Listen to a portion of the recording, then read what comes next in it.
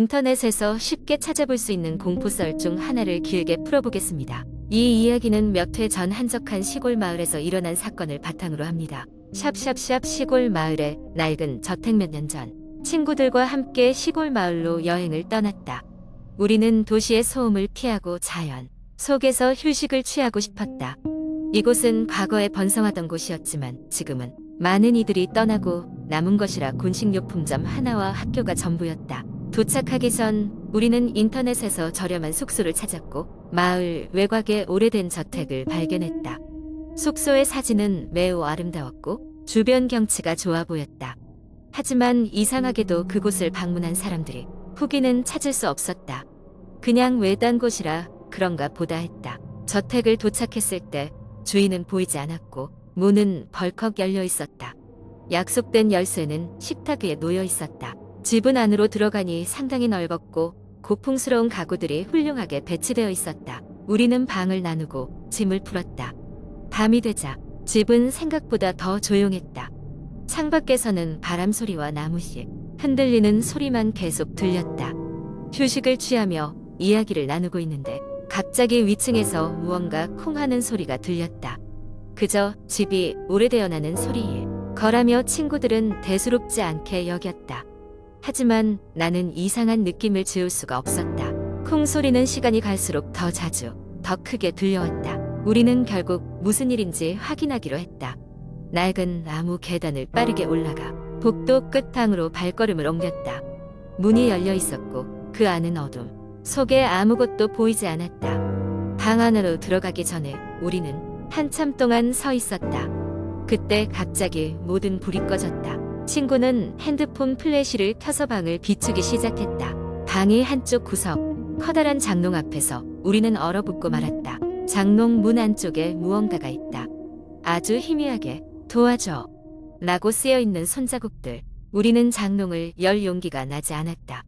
공포는 실체화되어 우리를 사로잡았다. 그때 마침내 누군가 계단을 올라오는 소리가 들렸다. 모두가 한자리에 모여 순간적으로 어떻게 해야 할지 몰랐다. 거기에는 아무도 없었다. 문득 우리는 방 안으로 들어갔다가 다시 나간 것이라는 걸 깨달았다.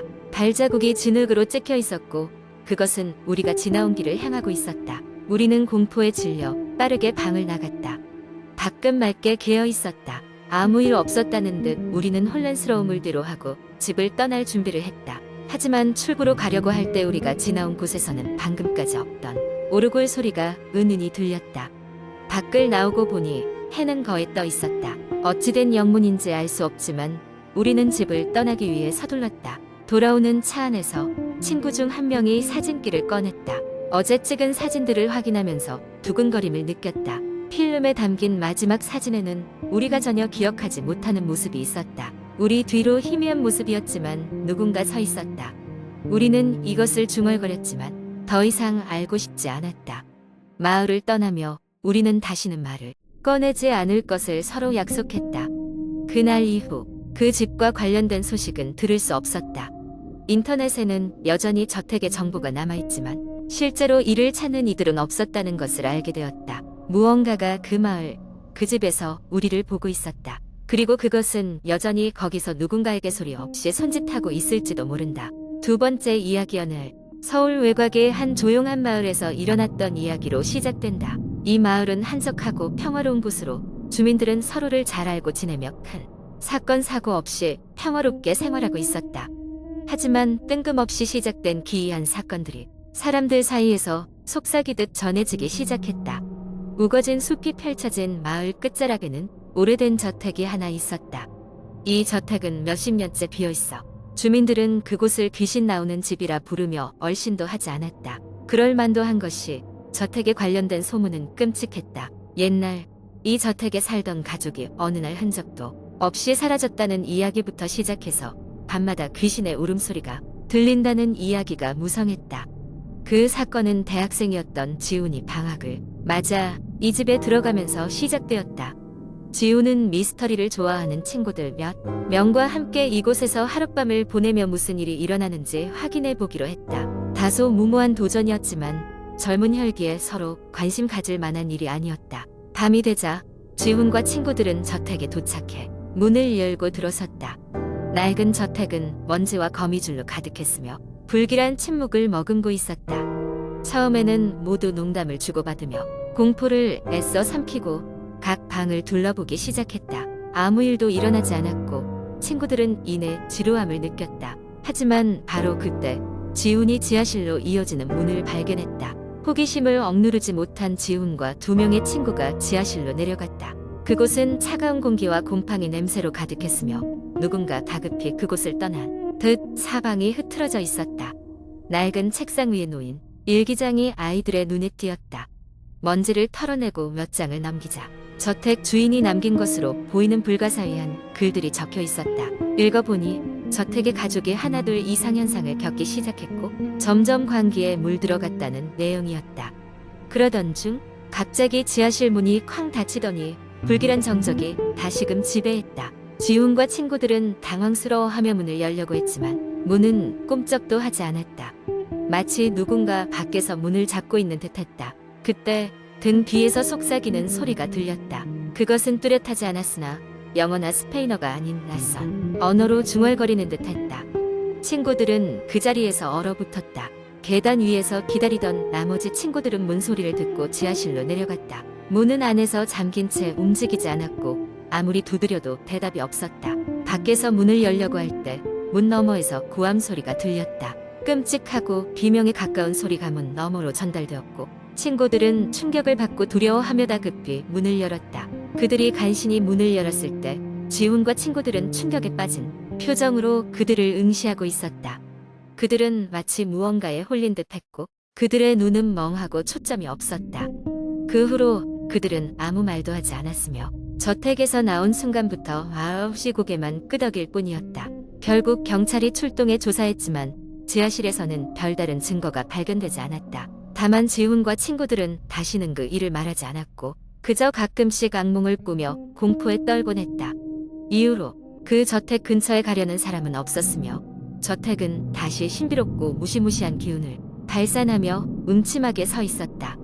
시간이 흘렀지만 여전히 이 사건은 사람들 사이에서 회자되고 있으며 지훈은 그날의 기이한 경험을 마음속에 묻어둔 채 평범한 일상으로 되돌아가려고 노력하고 있었다. 하지만 가끔씩 어둠이 깔린 밤이면 창밖에서 들려오는 낯선 속삭임이 그를 불편하게 만들었다고 한다. 그 목소리는 여전히 그를 불러올 것만 같았고 매번 불명확하지만 너무도 익숙한 소리처럼 느껴졌다고 했다. 세 번째 이야기. 인터넷에서 흔히 볼 수 있는 공포 이야기는 종종 일상적인 상황에서 시작되어 점점 긴장감과 불안을 조성합니다. 저는 서울 외곽의 작은 아파트에서 혼자 살고 있었습니다. 그날도 평소처럼 회사에서 퇴근해 집으로 돌아와 저녁을 먹고 소파에 누워 TV를 보고 있었죠. 하루의 피로가 몰려와 스르르 눈이 감길 즈음 휴대폰이 짧게 진동했습니다. 몇 번이고 반복되는 진동에 깨어 폰 화면을 확인했습니다. 낯선 번호로부터의 문자 메시지였죠. 날씨가 참 좋네요. 스팸인가? 싶어 대수롭지 않게 여기며 메시지를 삭제했습니다. 그런데 얼마 지나지 않아 또다시 메시지가 도착했습니다. 이웃인데 도움을 좀 받고 싶어요. 이번엔 조금 더 신경이 쓰였습니다. 이웃이라고는 하지만 제 아파트 층에는 항상 조용해서 다른 주민들에 대해 아는 것이 거의 없었거든요. 이사를 온 지 반년이 넘었는데 서로 얼굴 한번 마주친 적 없는 이들이었습니다. 잠시 망설이다 답장을 보냈습니다. 누구신데요? 곧바로 답장이 왔습니다. 504호입니다. 잠깐 나와 주실 수 있나요? 제 아파트는 506호였습니다. 불안한 마음에 문틈으로 밖을 내다봤지만 복도는 텅 비어 있었습니다. 순간 많은 생각이 교차했습니다. 정말 이웃이 맞을까? 혹시 무슨 일이라도 생긴 건 아닐까? 아니면 그냥 장난인가? 불안감을 이기지 못하고 핸드폰을 쥔 채 조심스레 문을 열었습니다. 504호로 가는 동안 복도는 이상할 정도로 조용했습니다. 엘리베이터 소리도 계단을 오르내리는 소리도 들리지 않았습니다. 504호 앞에 서서 잠시 망설이던 저는 결국 초인종을 눌렀습니다. 답이 없었습니다. 다시 눌렀지만 여전히 반응이 없었습니다. 포기하고 돌아서려는 순간 문이 저절로 서서히 열렸습니다. 불길한 예감에 발걸음을 멈췄지만 문 너머에 있는 어둠이 저를 끌어당기듯 매혹했습니다. 안녕하세요? 작은 목소리로 조심스럽게 인사를 건넸습니다. 떨림이 묻어나는 제 목소리가 어둠 속으로 빨려 들어갔습니다. 몇 초 동안 정적이 흐른 뒤 그곳에서 낯선 목소리가 들려왔습니다. 들어오세요. 문제가 있어요. 떨리는 마음으로 한 걸음 한 걸음 집 안으로 발을 들였습니다. 거실에 들어서자 문이 쿵 닫히면서 제 심장이 덜컥 내려앉았습니다. 어두운 거실 한가운데 서서 정체 모를 공포가 온몸을 휘감았습니다. 방 안의 꽃을 놓인 가구들조차 무언가 이상하게 보였고 공간 자체가 뒤틀린 듯한 느낌이 들었습니다. 도와주세요. 마치 벽 너머에서 들리는 소리 같았습니다. 공포에 질려 소리가 나는 쪽으로 다가가 보았지만 어둠에 가려 아무것도 잘 보이지 않았습니다. 손끝으로 벽을 더듬으며 방을 돌아다니다가 마침내 애매한 실루엣이 움직이는 것을 포착했습니다. 그것은 문득 제 앞에 서서히 모습을 드러내는 한 여인의 형상이었습니다. 여인은 흐릿하고 붉은 빛에 비쳐 마치 무용수가 춤을 추듯이 움직이고 있었습니다. 그녀의 얼굴은 마치 매달린 인형처럼 무표정의 꼬누는 무언가를 간절히 바라보는 듯 했습니다. 무슨 일이죠?